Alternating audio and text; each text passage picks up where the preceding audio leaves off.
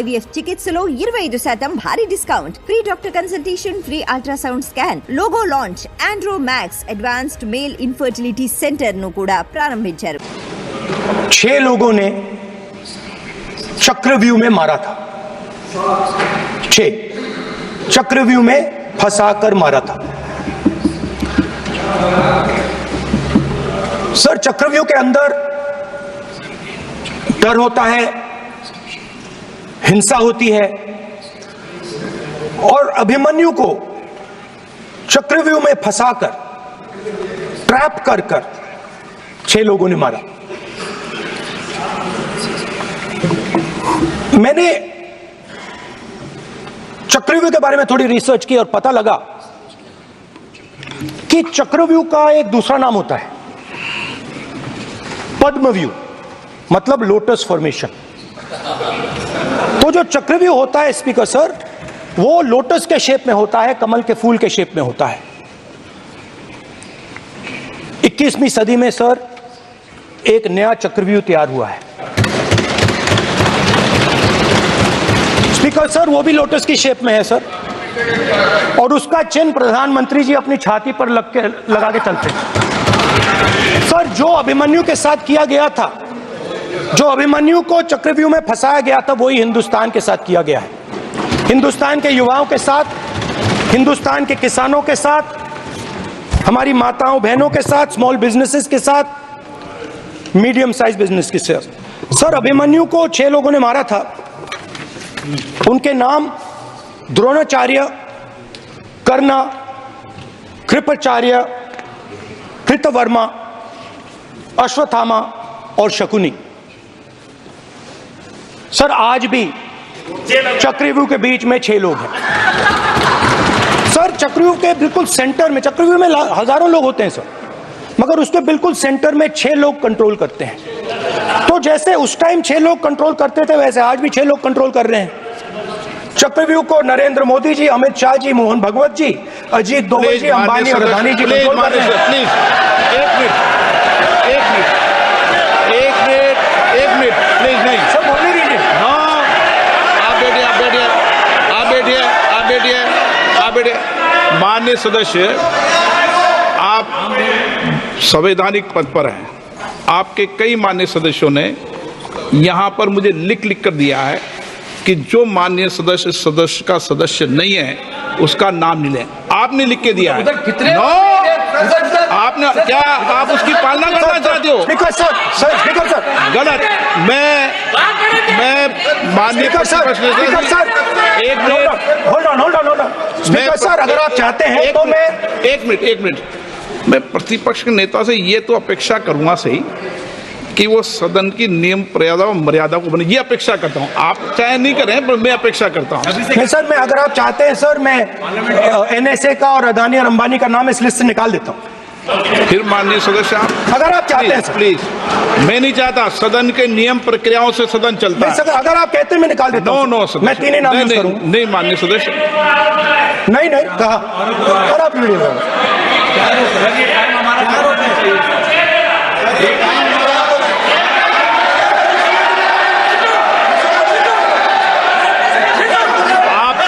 सब प्लीज, या आप समझाइए उनको।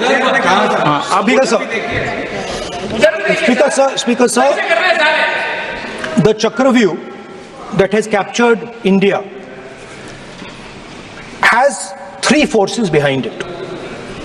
First is the idea of monopoly capital, that 2 people should be allowed to own the entire Indian wealth. So one element of the Chakravyu is coming from the concentration of financial power. The second element, sir, मैं budget को explain कर रहा हूं sir, मैं आ रहा हूं, वहीं आ रहा हूं sir. So one element is financial power.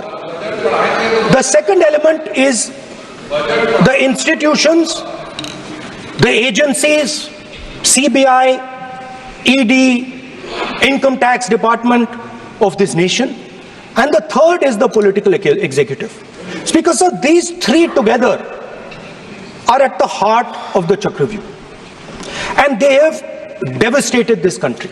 Speaker, so my expectation was that this budget would weaken the power of this Chakravyuh, that this budget would help the farmers of this country, would help the youth of this country, would help the laborers, the small businesses of this country. But what I have seen is that this budget, the sole aim of this budget, iski jo niyat hai, it is to strengthen this framework, the framework of big business, monopoly business, the framework of a political monopoly that destroys the democratic structure, and finally the framework of what one can call the deep state or the agencies. And the result of this has been the first पहला काम इस चक्रव्यूह ने क्या किया, जो हिंदुस्तान को रोजगार देते हैं, स्मॉल एंड मीडियम बिजनेसेस हैं, जो करोड़ों युवाओं को रोजगार देते थे, उन पर इस चक्रव्यूह ने आक्रमण किया। कैसे किया? नोटबंदी, जीएसटी और टैक्स टेररिज्म। आप लोग आतंकवाद की बात करते हो, पूरे देश में अगर कोई भी व्यक्ति छोटा बिजनेस चलाता है तो रात को उसको फोन कॉल आता है इनकम टैक्स डिपार्टमेंट से, जीएसटी से, और टैक्स टेररिज्म का वो शिकार बनता है। इस टैक्स टेररिज्म को रोकने के लिए बजट में आपने कुछ नहीं किया है। तो टैक्स टेररिज्म के कारण और ये जो आपकी नीतियां हैं, जो आपने कोविड के समय बड़े बिजनेसेस की मदद की और जो स्मॉल एंड मीडियम बिजनेसेस थे उनको खत्म किया, उसके कारण आज हिंदुस्तान के युवाओं को रोजगार नहीं मिल सकता है। बिल्कुल एक युवा को रोजगार नहीं मिल सकता है। अब फाइनेंस मिनिस्टर बैठी हैं, अब युवाओं के लिए आपने क्या किया? बजट में आपने इंटर्नशिप प्रोग्राम की बात करी और यह शायद एक मजाक है, क्योंकि आपने कहा कि ये इंटर्नशिप प्रोग्राम सिर्फ हिंदुस्तान की 500 सबसे बड़ी कंपनियों में होगा और 99% जो हमारे युवा हैं उनको इस इंटर्नशिप प्रोग्राम से कुछ लेना देना नहीं, कोई फायदा नहीं होने वाला है। तो आपने पहले टांग तोड़ दी और उसके ऊपर आप बैंडेड लगाने की कोशिश कर रहे हैं। मेन मुद्दा आज युवाओं का एग्जाम पेपर लीक है। जहां भी हम जाते हैं, आपने बेरोजगारी का चक्रव्यूह बना दिया इनके लिए, और जहां भी हम जाते हैं वो कहते हैं देखिए बेरोजगारी है मगर पेपर लीक भी होता है। तो आपने एक साइड पेपर लीक चक्रव्यूह, दूसरी साइड बेरोजगारी चक्रव्यूह। पेपर लीक मैं आपको बताता हूं 10 साल में 70 बार हुआ है। अगर आप जानना चाहते हैं, 10 साल में 70 बार हुआ है। तो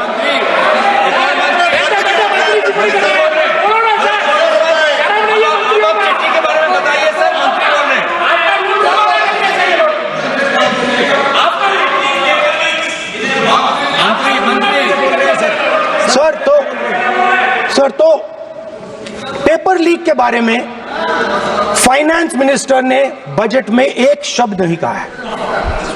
युवाओं के लिए पेपर लीक सबसे जरूरी मुद्दा है, उन्होंने एक शब्द नहीं कहा है पेपर लीक के बारे में। एक बार उन्होंने पेपर लीक नहीं कहा और उल्टा जो एजुकेशन बजट में पैसा देना चाहिए था वो आपने 20 साल में सबसे कम पैसा दिया है। 2.5% of budget is gone to education. Sir दूसरी तरफ आपने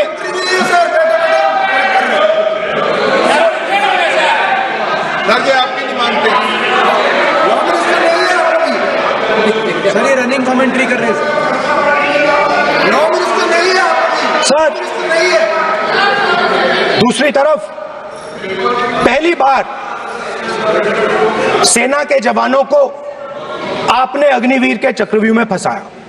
सही बात। इस बजट में अग्निवीरों के पेंशन के लिए 1 रुपया नहीं है। आप अपने आप को देशभक्त कहते हो, मगर जब अग्निवीरों की मदद करने की बात आती है, जवानों को पैसा देने की बात आती है, तो बजट में आपको 1 रुपया नहीं दिखाई देता। उनकी पेंशन के लिए 1 रुपया आपने नहीं दिया। तो उनको आपने अग्निवीर के चक्रव्यूह में फंसाया। उसके बाद सर, जो अन्नदाता हैं, वो चक्रव्यूह से निकलने के लिए, आपके चक्रव्यूह से निकलने के लिए जो आपने बनाया 3 काले कानून, जमीन अधिग्रहण बिल को आपने कमजोर किया, उनको आप सही दाम नहीं देते हो। इस चक्रव्यूह से निकलने के लिए उन्होंने आपसे सिर्फ एक चीज मांगी है, 2 चीजें नहीं मांगी है, सिर्फ एक चीज मांगी है। उन्होंने कहा है कि हमें लीगल गारंटीड एमएसपी देगा। आपने उनको बॉर्डर पे बंद कर दिया, रोक दिया, आज तक रोड बंद है। आप उनसे बात करने को तैयार नहीं है। वो यहां आए, मुझसे मिलने आए, आप उनको अंदर नहीं आने दे रहे थे। माननीय सदस्य, आप सदन में असत्य नहीं कहे। आप वो सर, आप देखिए, 1 मिनट, हाँ चलिए, चलो,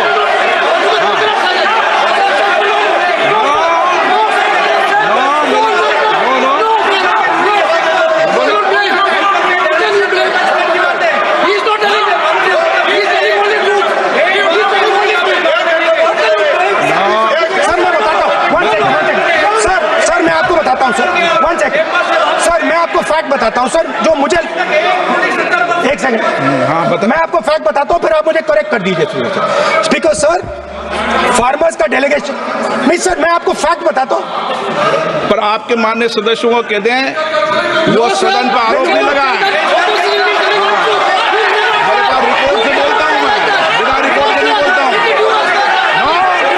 बोलिए, बोलिए, उनको बोलने दीजिए, उनको बोलने दीजिए, उनको बोलने दीजिए, आप बोलने दीजिए उनको, बोले, वो बोले, बताएं, वो बताएं, मैं बताऊंगा। Speaker sir, 1 second. Speaker sir, मैं आपको बताता हूं जो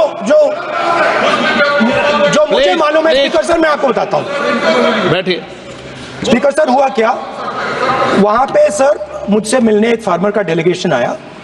मुझे बताया गया कि फार्मर के डेलीगेशन को अंदर नहीं आने देंगे। मैं उनसे मिलने जब गया तब उनको अंदर आने दिया गया था। सर, ये फैक्ट है सर।